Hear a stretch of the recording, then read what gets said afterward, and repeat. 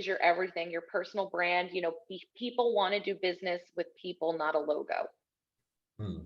That's what I very much stick by, right? So, you know, you have to showcase who you are as a person, why somebody should do business with you, what the culture of your company is. That is what people want to see when they do business with somebody.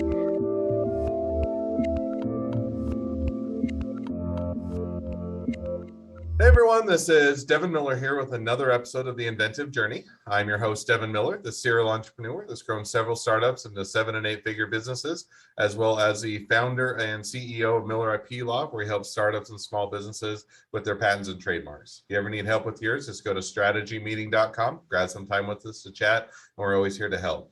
Now, today we have another great guest on the podcast, Denise, and I didn't remember to ask her how to pronounce her last name, so I'm going with Galiatsatos, and I know that is completely slaughtered, but Pronounce every letter. that's as good as it's going to get. I'll probably Okay. slaughter it if I try it again. So we'll go with Denise G because I can't pronounce it. That's Denise, as a quick introduction, went to an all-girl Catholic high school in New Jersey. Had a hard time following the rigid course of school. Did well, but just it did well in the courses you liked, didn't do as well in the courses you didn't like, which makes sense. Wanted to go to college and get a nursing degree. In junior high school or in junior year of college, couldn't pass chemistry, didn't like chemistry, decided to switch majors, and then out of college went into working at a behavioral health facility in doing some community outreach things. Switched over to doing some digital marketing, was primarily self-taught. Started a blog about digital marketing, switched over to the company where she ran the ran the social media aspect of it for 7 years, and now is taken over as president and I think COO of the company, if I remember right. So with that much is hopefully a mostly accurate introduction with the slight slaughtering of the name. Welcome onto the podcast, Denise. Thank you. And yes, it's Galiatsatos. You literally just pronounce every letter. All right, there's no way I would have got it. I understand how you get there from or what you say it, but I would have slaughtered it nonetheless. So, all right. Well, I took a longer journey and condensed it into the 30-second version of it. But tell us a bit about how your journey got started with the all-girl Catholic high school in New Jersey. Yeah. So thanks. Happy to be here. Kind of talk about my journey. I kind of fast tracked my way to a pretty hefty title of president and COO. So I grew up in New Jersey, Bergen County, which borders New York City all the way up there. And for high school, I went to an all-girl Catholic high school. It was, a wonderful experience. My sister went there as well. My best friends created best friends there. And it was a very big college preparatory high school. Everything that we were doing there curriculum wise was to gear us up for college. But I was involved in a lot of things. I, was on the track team. I was in the plays. I did a lot of community service. Like that's what I was really into. And I was just a terrible student. So much so that, I think at one point I even had like a D in religion, and it's like, come on, give us a break. I just wasn't a good student, and now, as a 34-year-old, I'm able to, openly talk about what a poor student I was. Not ashamed of it, anymore. Could, things have been different? Absolutely. But I just, I wasn't a good student. I had a lot of trouble, staying within the confines of certain structures of, curriculums and following that sort of thing, which I think, being that way has led me to, have great success in, business. But whatever. So I was at the Academy of the Holy Angels. I went to college. I went to Mount St. Mary College. I got in to the nursing program. So I was set to become a nurse. It was something that, my mom was a labor and delivery nurse. So I always thought that, I would be a nurse too. Went to college. It was a great school. And my freshman year, I was in a lot of science courses, very heavy, anatomy and physiology and chemistry and, some really heavy courses. And I unfortunately ended up failing out of school my freshman year,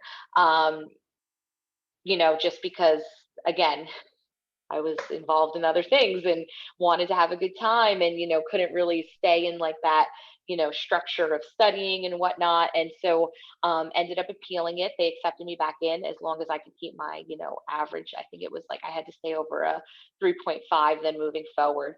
So I did, worked really hard.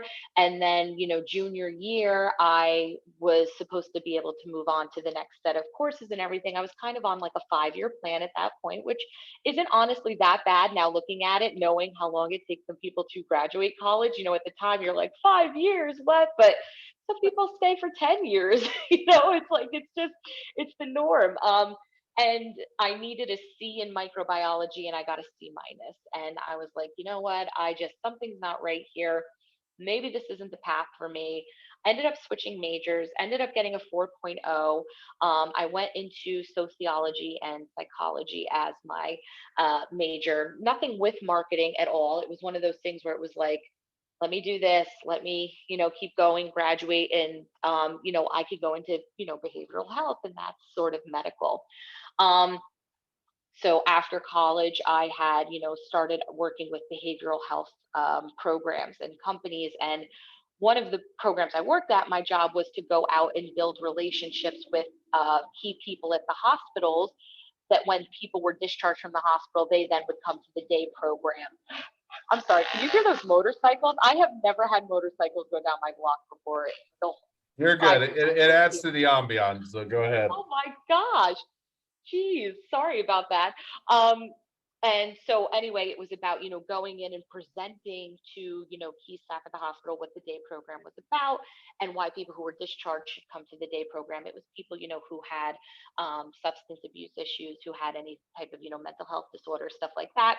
And so that was my Let me just job. ask one Sure. quick question on that, because I mean, in one sense, it has the same overlay. Nursing is and it is core is trying to help people, or has a much of an idea of helping other people with sicknesses, and then you're going into some of the community outreach, doing some of the mental health and helping other people. So on that sense, it keeps along the same lines. But on an educational sense, it's a fairly different. One's anatomy, one's how the body works. There's how to treat the physical, which the other one is much more on the behavioral side and helping people, and that which is on the mental. So how did you make that switch, or what made you decide to switch gears from kind of more on the, hey, I'll help you treat the physical elements, to what's more on the mental elements? That's a great question. So I worked at a hospital through college as a nurse's aide, and I floated. I worked on every floor. So I, started on an oncology unit. I floated to, mother baby. I floated to just a sick floor. And then I also used to go to the mental health floor as well.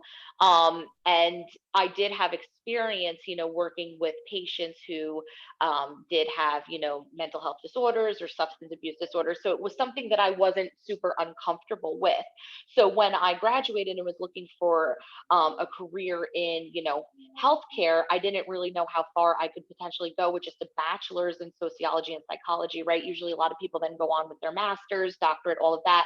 I had found this and said, okay, let me try this. But what's funny about it is that it was very much aligned with what I do today, which is, relationship building, sales, marketing, which I didn't realize at the time, right? Like for me to go into a hospital and sit and have these great conversations with, doctors and nurses about our program, I never realized I was doing sales. I never realized it. My whole thought process was, okay, we have this great day program and your people should come here afterwards, and we'll help them, get back on their feet and this and that.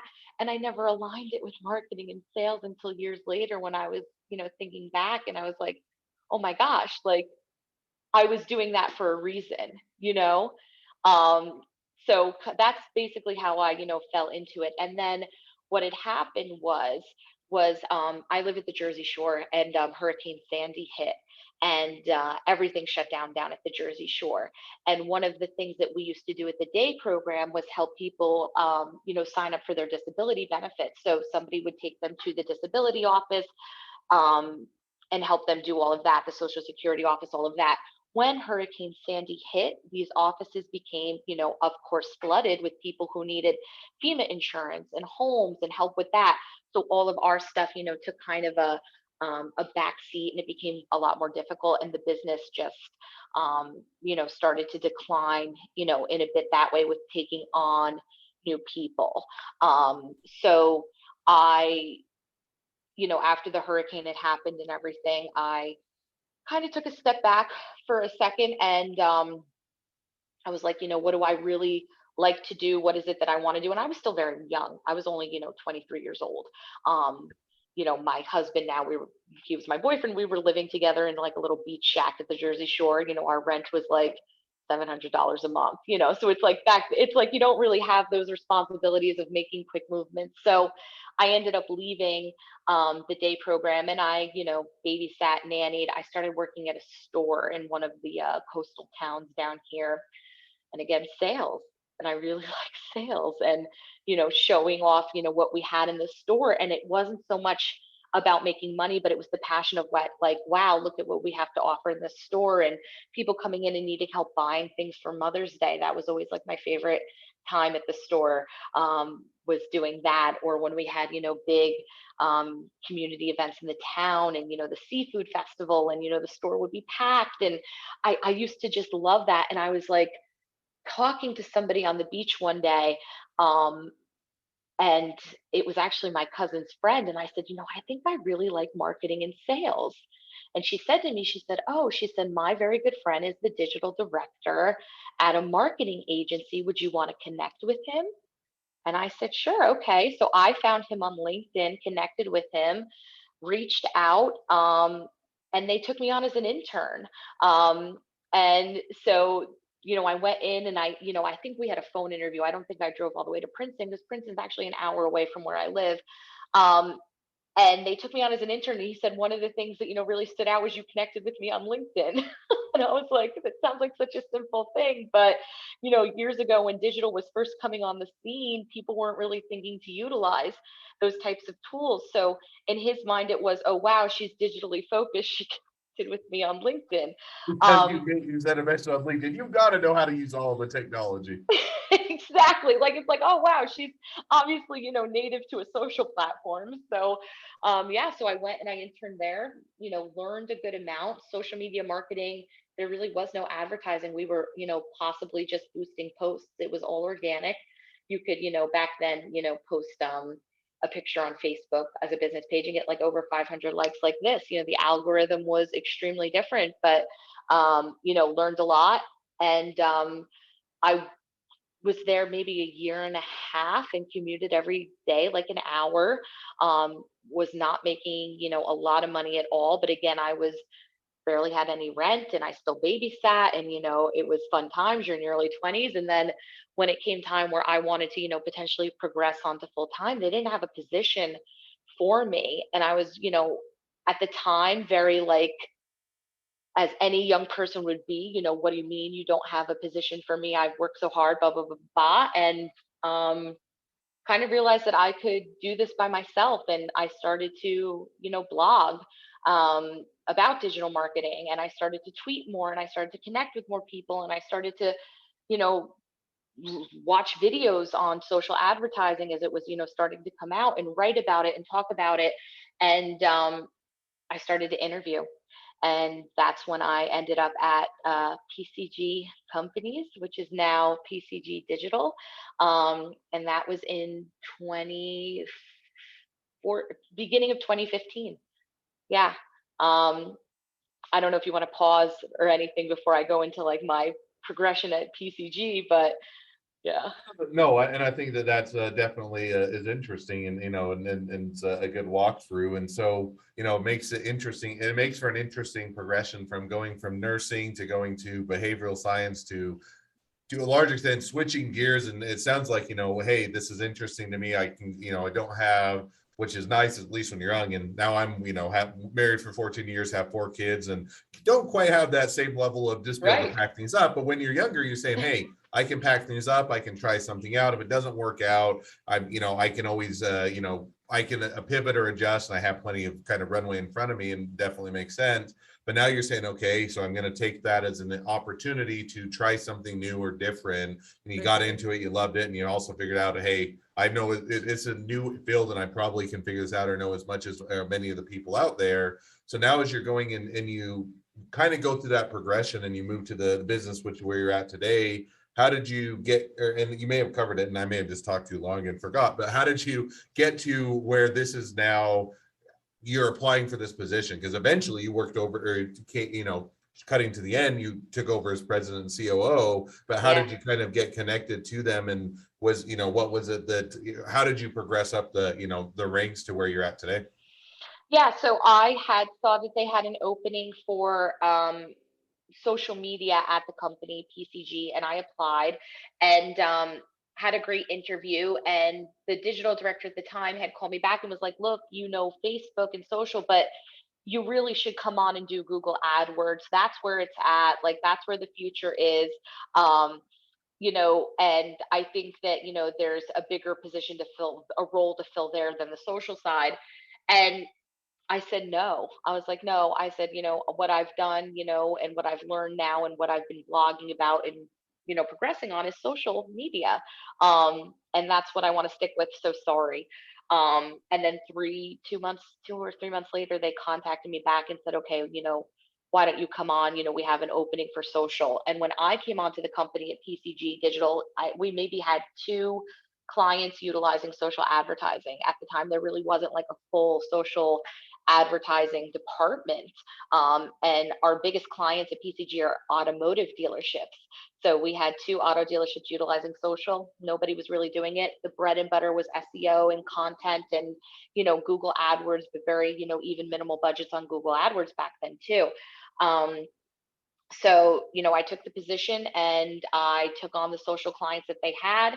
And just kept working, through things in Facebook Ads Manager, right? Because the thing is that I think a lot of people on the digital realm, if you're taught how to do something, people feel that they just need to stick to that. But digital marketing is extremely robust. Like you shouldn't just constantly stick with what somebody told you how to do things. It should be ever evolving, ever changing because these machines are always one step ahead of you, right? Like Facebook's algorithm changes constantly. So does Instagram's, the targeting options in ads manager, this, that. So as I was running ads for these clients, I would make tweaks and it wasn't at the expense of their budget, which back then it used to be, hey, if you want us to do more, we're going to need more ad spend. But I put us in a unique position at the company where I was like, I could work with the ad spend you have, and I'm going to make all these tweaks. And that's what grew the department. And then we have at PCG, we had just started to create our online learning center. So we have an online learning center, pcgtraining.com, where we have videos that we've updated through the years that auto dealers or even non-auto dealers can purchase and learn digital marketing.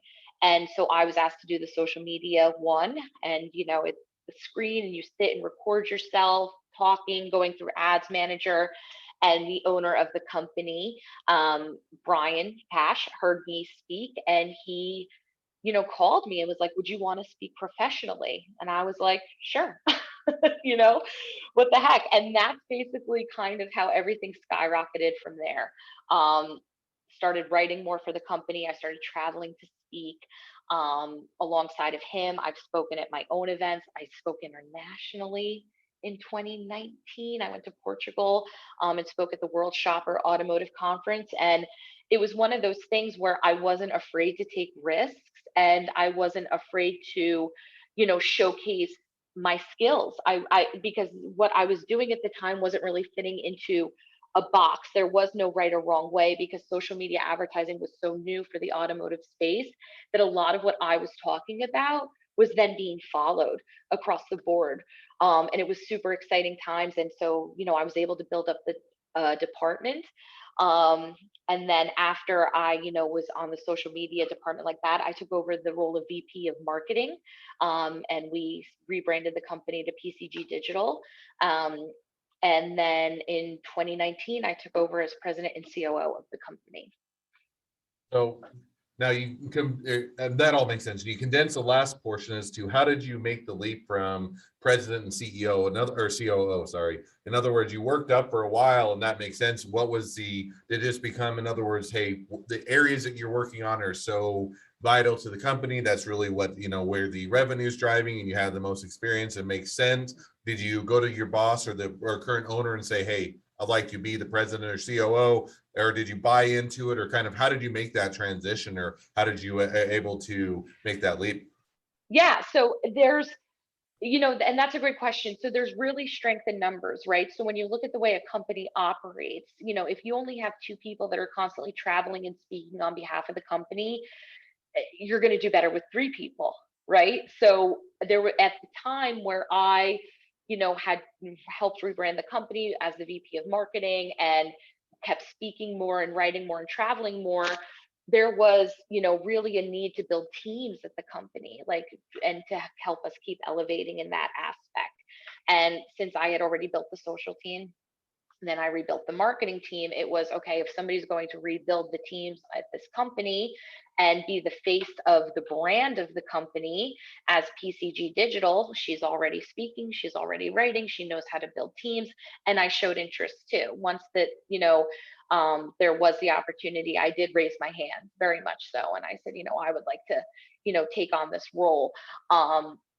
And again, not afraid to take the leap, and again, it's funny because when I think back of if I had that opportunity now that I am married with a child, are we as willing to take risks when we have more at stake, right? In 2019 we weren't married yet, I didn't have a child, we had just purchased our house, but you still were able to take more risks, right? Now with a baby, I don't know if those risks are, if you're so willing. So everything kind of worked out the way it should have, for me. But I took over as president in 2019, had a great year, and then March 2020 hit. The pandemic, and we all went home, and I was 6 months pregnant when we went home, all of us, and that was a crazy time. The clients were nervous. They shut down auto dealerships, of course, across the country, so those were crazy times. And obviously the staff was nervous. I'm proud to say that we worked really hard. We didn't have to lay off any of our staff at PCG. We stayed strong. A lot of the clients who had paused came back, which was great. And I navigated that and took the whole company remote officially, which was good. And in the interim, I had a baby as well during that time also. Well, So sounds like plenty to keep you busy and out of trouble. So no, it sounds like a yes. great journey, and definitely fun to hear to just share that. So well, with that, now as we're kind of arriving into where the present a bit and kind of catching up with your journey, it's always a great time to transition a bit to the two questions I always ask at the end of each journey. So the first Mhm. question I always ask is, along your journey, what was the worst business decision you ever made? What did you learn from it? That's a great question. The worst business decision I ever made was thinking years ago at the company that I was interning at that my company owed me something. Worst business decision anybody can ever make. At the end of the day, your company doesn't owe you anything. If you work hard and you get paid your paycheck, that's what you're owed. You work to your paycheck. I think a lot of people get stuck in this mindset of that, they need their company to progress. They need their company to thrive, and you have to have an entrepreneurial spirit at the end of the day if you want to be a star at something, right? You shouldn't really stay confined. So the worst business decision was, I think I stayed maybe even everything worked out the way it was, but I think I stayed a little too long as an intern back then, just because, oh no, they owe me this, I should have this full-time position, blah blah. That was a mistake years ago at this point that I really definitely think I could have, navigated differently. But again, I was young, I really didn't have that much you know that I was responsible for rent. It's a lot different, but that was definitely a big mistake. Another big mistake that I've made, in the past couple of years was, as a leader, and I'm not afraid to admit this too, I've let, um, instead of being very confident in my decisions all the time, sometimes I've let other people sway my decisions, especially within the past 2 years, where you're leading more with empathy, than you are with, like a realistic approach, because of the times that we were in the past 2 years. Leadership skills shifted, definitely, because it wasn't so much. It was it it wasn't so much a survival mode, as everybody knows, right? But we did shift the way that we were doing things, as far as, I mean, everybody had a lot of stuff going on, not just myself. People's, had, family members that were sick, and they were scared, and they hadn't seen people, and this and that. And I think I think would have liked to have stayed a little more, focused during those times. But I don't like to get too hard on myself, because again, I was carrying a life at the time too.